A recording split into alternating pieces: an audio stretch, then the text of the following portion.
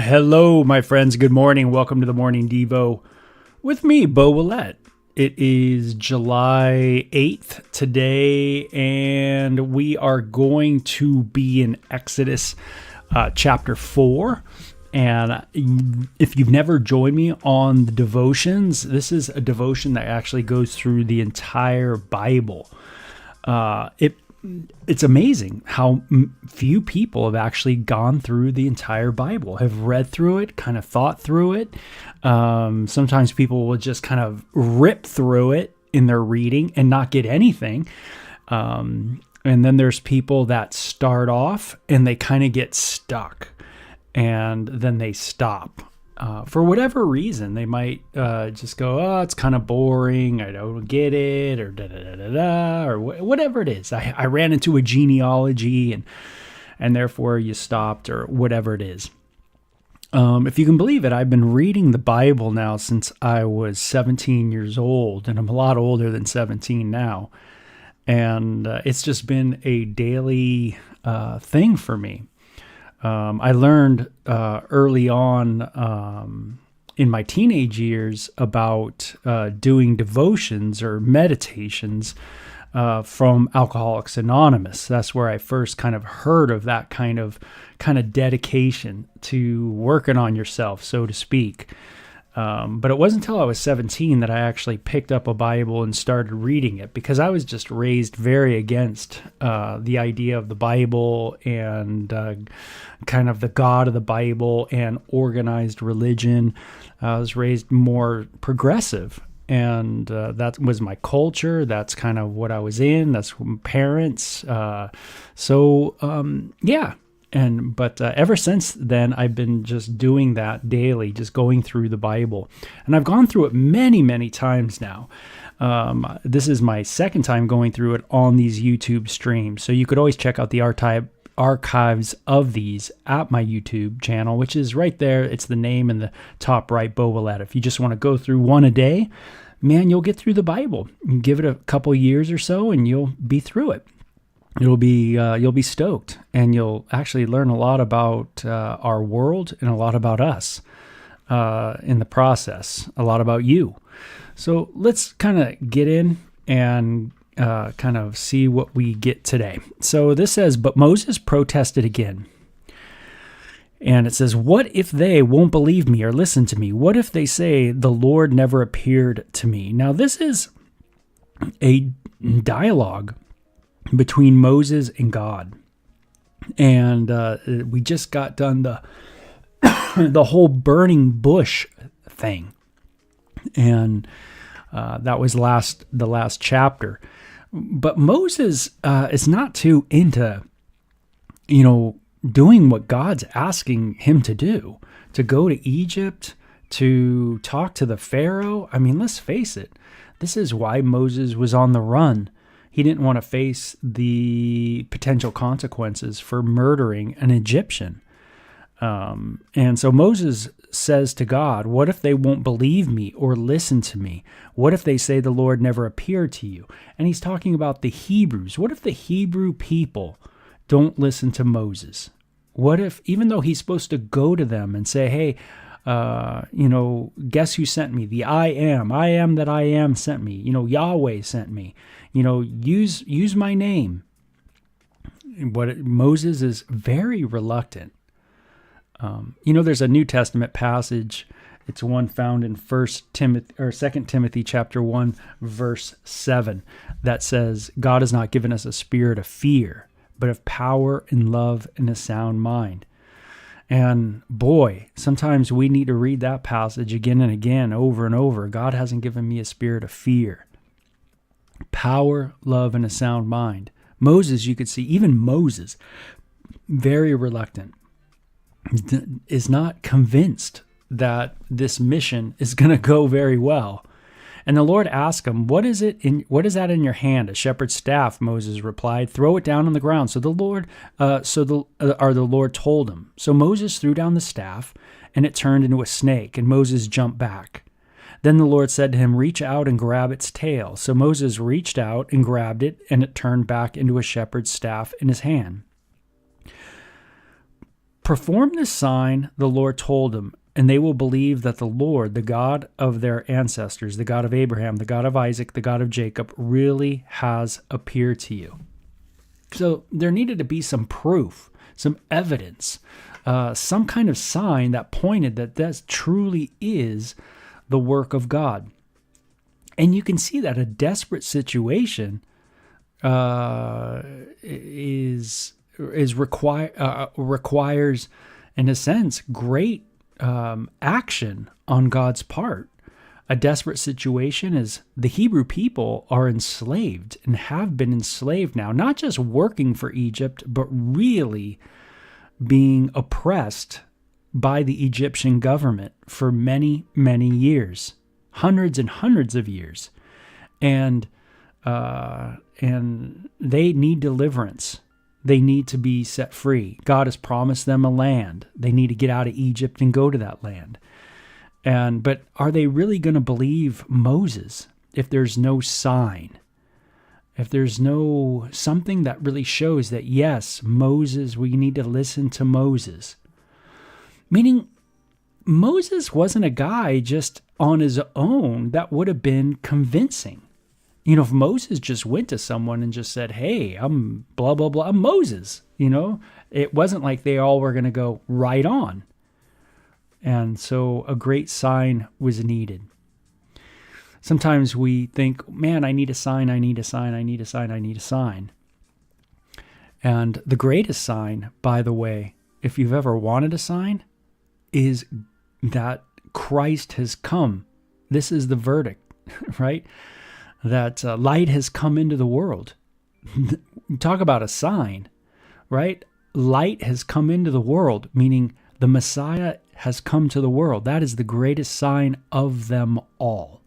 Does God love me? Does God care for me? Does God even know I'm here? Does God really care? The Messiah. God, light has come into the world. That's the answer. You're wondering, does God even know? Does God even see me? Does God even, whatever. Well, there's already been a sign that's been given to you. What is it? The child's been born, the Messiah, the fulfillment of page 3 of the Bible, and has come. This is the verdict. Light has come into the world, but it says human beings have loved darkness rather than light. We would rather look at darkness. We would rather be in the dark. We find joy in dark and not light. We need saving. We need our eyes to be opened. We need to cry out to God for mercy, as the Hebrew people did. They cried out to God for mercy, for help, right? In Egypt. And now God says, right on, now you're ready. Instead of thinking you're all that and thinking you guys got to get together and thinking that your great business practices are going to make it, or that you're, the way you shepherd people or shepherd the sheep is going to work, and the way you make money and all that. Now you've been crying out to the Lord, and okay, here comes deliverance. But the deliverer is going to come through a guy from the people of Levi, the tribe of Levi, if you will, which is really odd. And he's going to be kind of reluctant. And so the sign is given. It's a sign, no doubt, for the people, but it's also a sign for Moses that God's with me. God's going to help me through this. God's going to be with me as I walk through the trial that I'm going to have to go through here. It's good to know God's going to be with us, right? This is why Jesus said, I will never leave you nor forsake you, right? I will be with you. I will come to you. Don't worry about what you're going to say. I'll give you the words, man. I'm going to be with you. Jesus is the greatest sign of them all.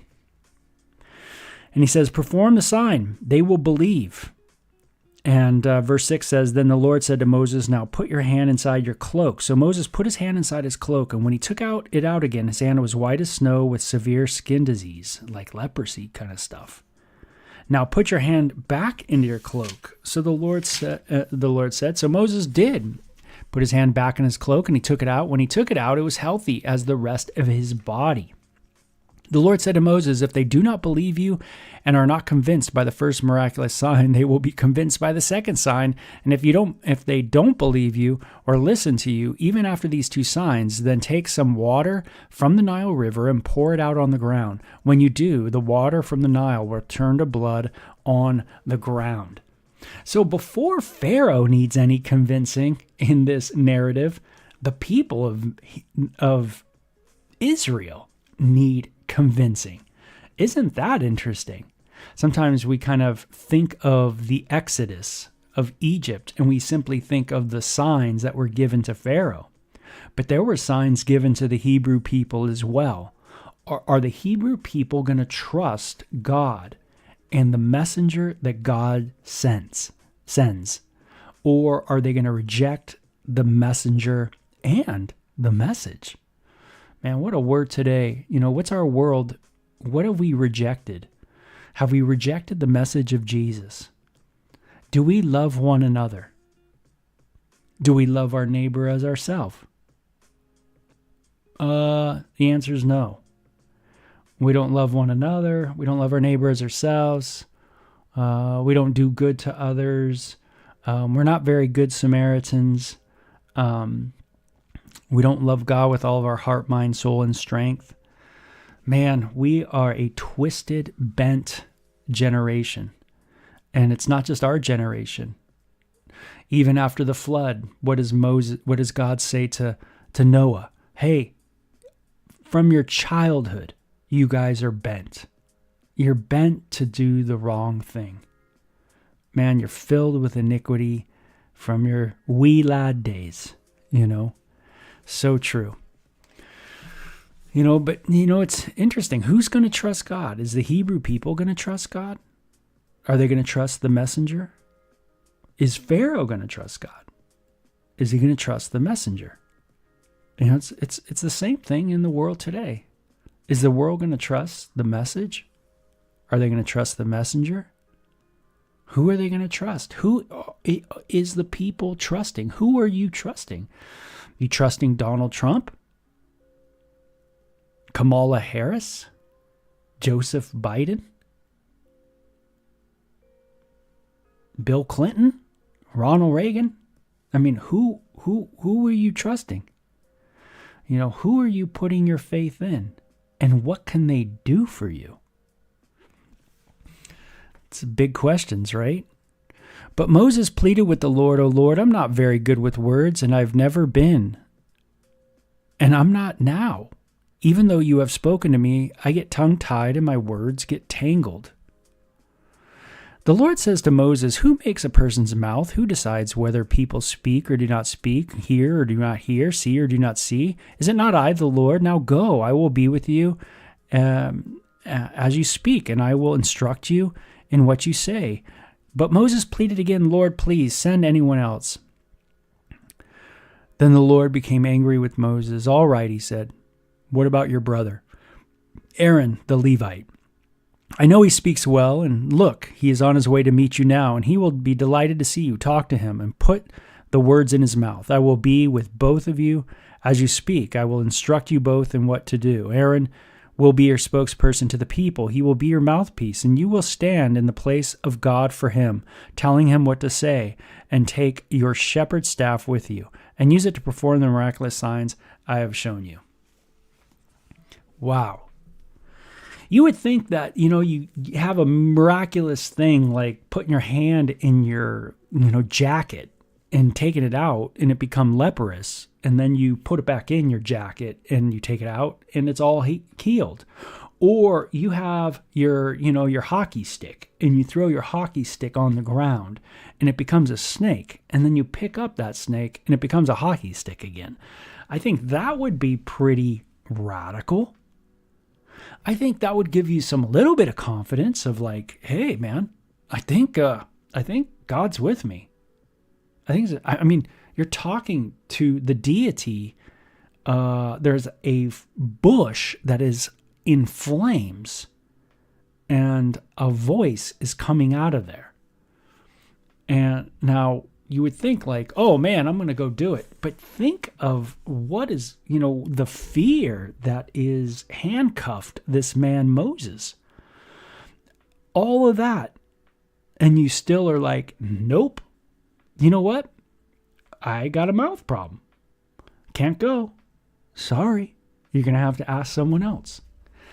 Moses seems to be coming up with one excuse after maybe another. Maybe he's looking at himself in a particular way. He sees failure. He sees inadequacy. He sees all of his inabilities. He sees all of his flaws. Some people look in the mirror and all they see is yuck, right? They see ugliness. They see, things they don't like. And then there's people that look in the mirror and, man, they see beauty and they see positivity. They see joy and happiness. And sometimes it's not about what you really look like, but it's just how you're looking at yourself, how you see yourself as a human being. Moses obviously has got some hang-ups. He's got a little bit of some dysfunction going on. What he does have for him is that he's in it. He's, reluctant, but he's there. He's scared, but he's still there. He ain't running from God. He's, in a sense, trying to run from his fear, of what he's done in the past and trying to run from that past. And now there's potential confrontation coming up. It's always scary, right? When you have confrontation coming up, you're going to have a confrontation with someone or people, and man, what's that going to be like? And, all the fear comes up, because, in confrontation, inadequacy can come up, meaning when you are confronted or when you confront, there is opportunity now to see your own inadequacy. You can feel your inadequacies, someone can point them out. Someone in a confrontation, someone could say, hey, why are you angry? Or why are you bitter? Or why are you reluctant? Or why are you unfaithful? Or why are you, those kind of things. And that can be scary, right? And so confrontation is going to happen. And Moses says to God, I can't do it. I don't see myself as a speaker. I don't think I can, go. I don't think I can be a pastor. I don't think I can be a leader. I don't think I can do this. I don't think I can do that. I don't think I'd be a worship leader. I don't think, there's all these things. I don't think. And God says, man, I'm going to be with you. I still don't get it. I still don't think, man, I'm going to show you signs and do wonders. I still don't get it. You could see just how unruly those Levites are, right? And then God says, okay, Aaron's coming over your house right now. I know he's coming over to hang out with you a little bit, and you talk to him, and he can go with you. And that guy talks well, man, he's super articulate. And, you know how it is sometimes when you have like a partner in ministry, it's kind of nice because you might, be good at one part, but the other one's good at the other part. And that's always like a confidence builder, when you're there with someone and you see them kind of working in their element and they're just doing what they do, man. They love to do it and they do it well. And you kind of go, man, that's great. Oh, cool. Right. And then you do your thing, and it's normal to you and you feel confident in that and that kind of thing. It's like everybody's got that gift. Everybody's got a different kind of thing. And I love that, perhaps, today God will help with my inadequacies by bringing other people into my life, other people in the body of Christ that have gifts that I don't have. People to come alongside me. And that's how God will help me with my inadequacies. The reason why we need one another is because we are inadequate on our own. We need each other. I like what Craig said. Stop thinking and start praying. Yeah. Moses is thinking way too much. So sometimes I do. Perhaps today, instead of thinking so much about me, I'd get my eyes off me and just think about, hey, what God can do. And that's really what God's trying to get at, right? It's not about the sign per se, but it's about the ability of God to do it. God, the sign is not there to make us go, wow, what a great sign. It's there to show Moses that God is with him. God is with you, man. God with you. Okay, God with you. Emmanuel. Yep, you got it. Emmanuel. God with us. The greatest sign is Jesus coming to the planet. Yep. So it says, so Moses went back home to Jethro, his father-in-law. Please let me return to my relatives in Egypt. And Moses said, I don't even know if they are still alive. Go in peace, Jethro replied. Before Moses left Midian, the Lord said to him, return to Egypt, for all those who want to kill me have died. Okay, so the Lord, it says to Moses, all those who wanted to kill you have died. So it's okay, go. A lot on Moses' mind. Again, a lot of fear. So Moses took his wife, his sons, put them on a donkey and headed back to the land of Egypt. And in his hand he carried the staff of God. And the Lord told Moses, when you arrive back in Egypt, go to Pharaoh and perform all the miracles I have empowered you to do. But I will harden his heart so he will refuse to let the people go. We should never forget that it's the Lord who enables. God who enables. I can't boast in any gifts I have. It is God who enables. Start thinking that way. It's God who enables me to do the things I do. How can I work the way I work? It's God who enables. How can I run? God who enables. How can I think? God who enables. Start thinking that way instead of me. It's all about me. Start learning how to be more God-centric. Have God be the center instead of me be the center. It's God who does the work. And if it's God who's doing the work, then I can't boast in it. I have to be thankful. I learn how to be a thankful human being.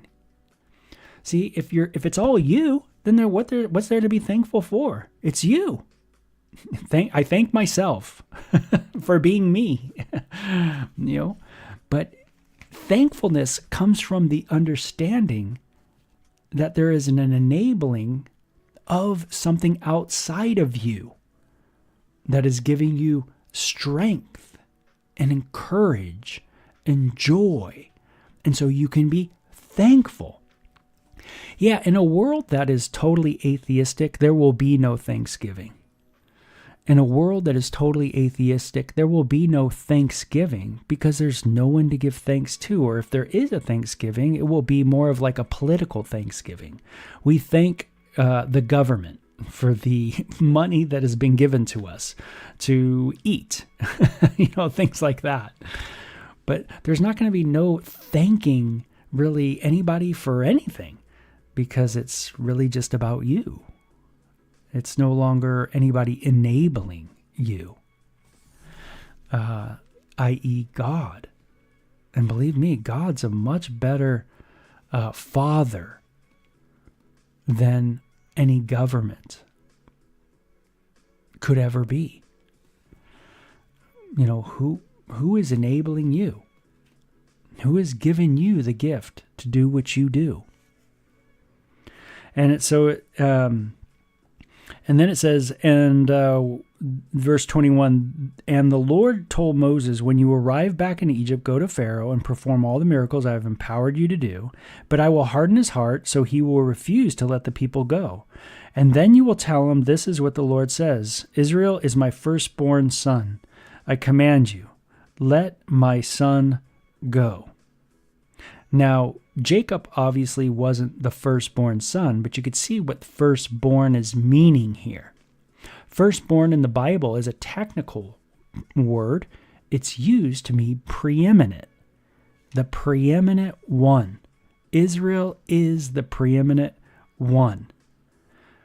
Now, you might have a problem with that. People do have a problem with that, but that's what it's declaring.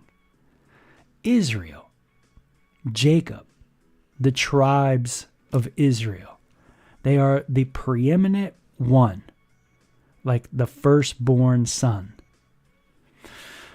Firstborn is not order of birth per se. Firstborn is the preeminent one. That's why King David is called the firstborn. He's not the first one born.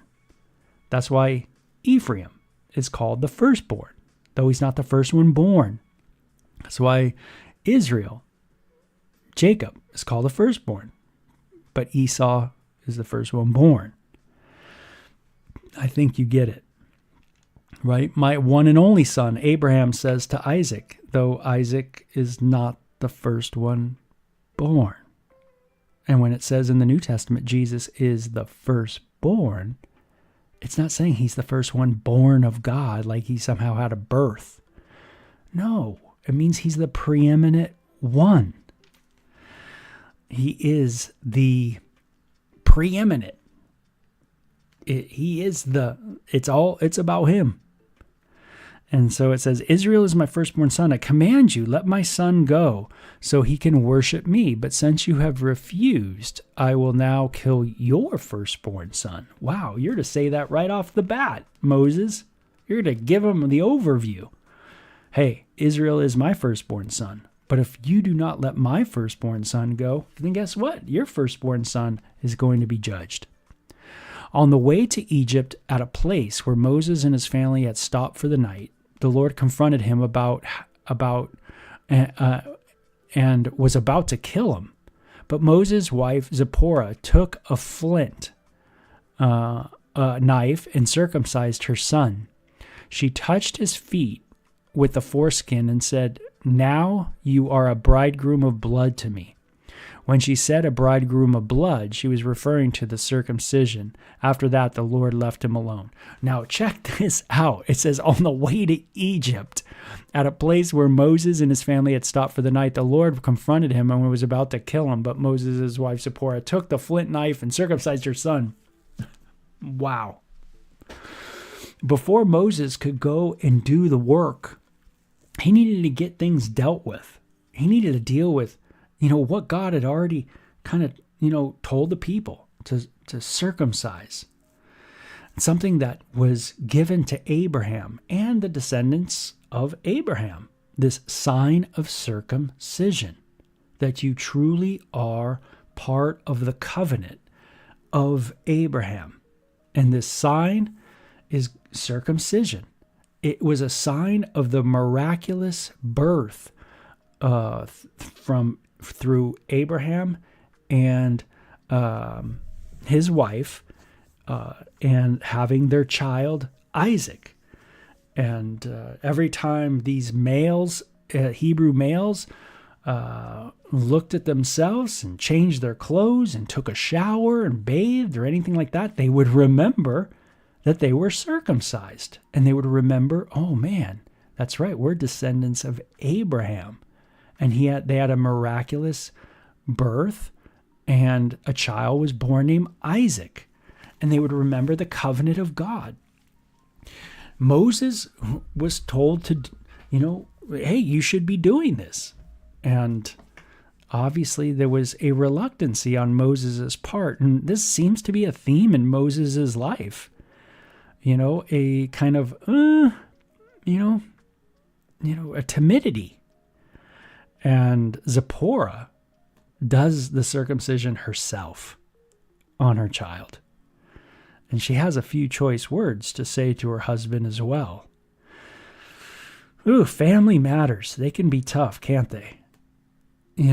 When, you're a wife and your husband is supposed to be the spiritual leader, should be spiritually leading.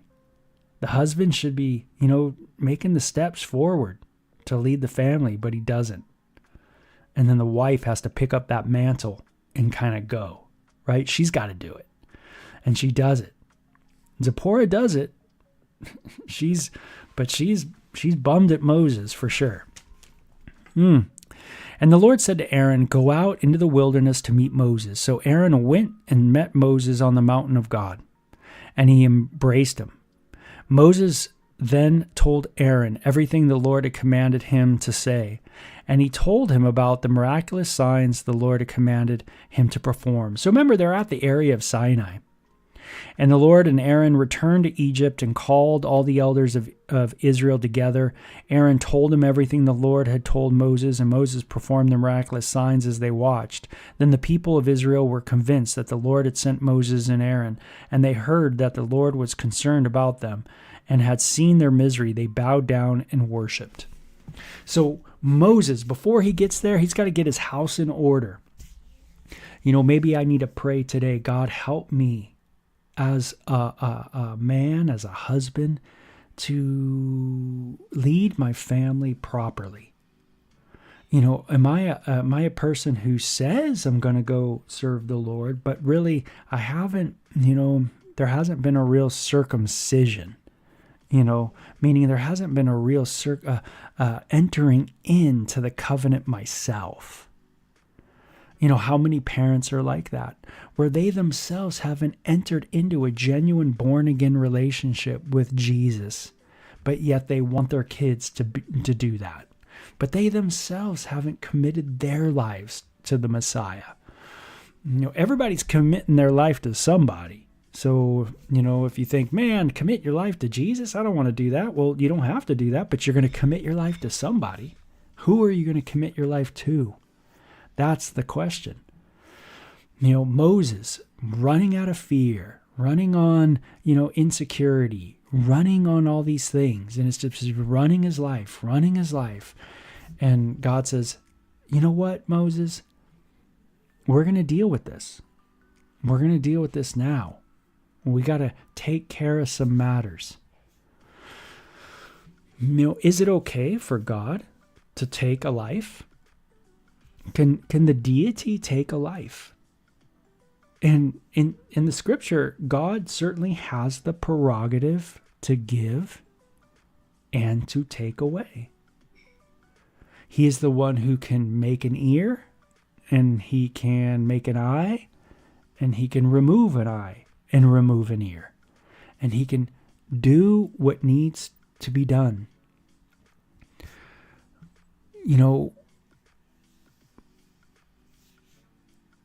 Before the big trial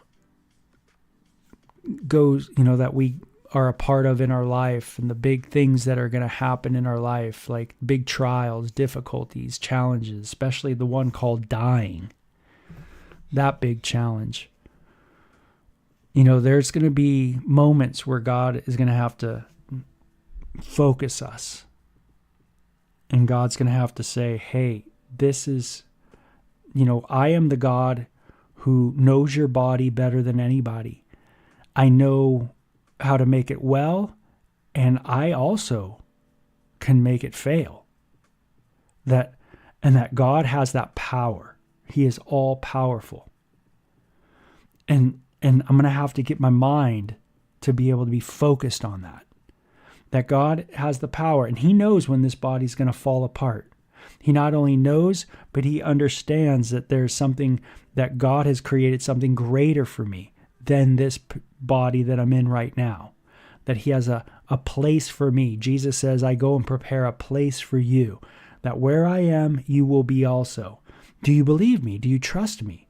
That in my Father's house are many rooms, many mansions. If it were not true, I would have told you, but it's true. There's something prepared for you.